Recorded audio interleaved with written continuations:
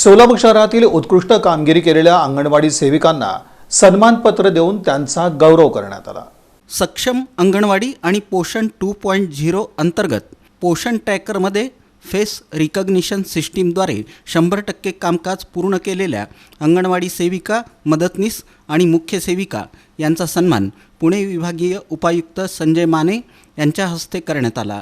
उत्कृष्ट कामगिरी केलेल्या अंगणवाडी सेविकांना यावेळी सन्मानपत्र देऊन त्यांचा गौरव करण्यात आला।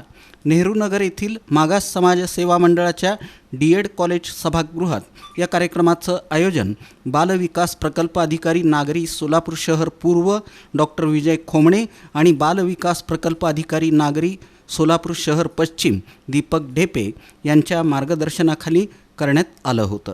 डिजिटल होत असताना मग ॲप्लिकेशन वापरा, पूर्वी कॅश आलं, आता पोषण ट्रॅकर आले।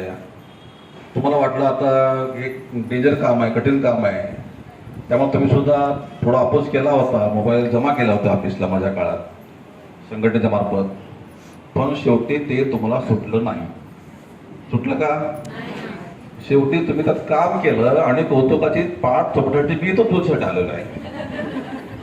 म्हणजे चांगल्या कामाला सगळ्यांनी प्रोत्साहन द्यावं अशी माझी तुम्हाला सगळ्यांना विनंती आहे। हो, तुम्ही काम विसरून सकाळी 6ला काय मिस झाला तुझं आमच्या कोण लाभात राहिलं, कसं राहिले?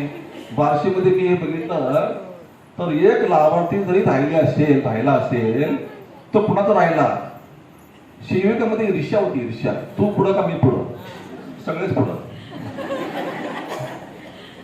म्हणजे हे भारताचं एक मोठं सामाजिक काम आहे, राष्ट्रीय कार्यक्रम आहे। जसं मतदान संख्या वाढविणे, जसं साक्षरता प्रमाण कमी करणे, तसं कुपोषण कमी करणे, हे सुद्धा भारतासमोर फार मोठी समस्या आहे।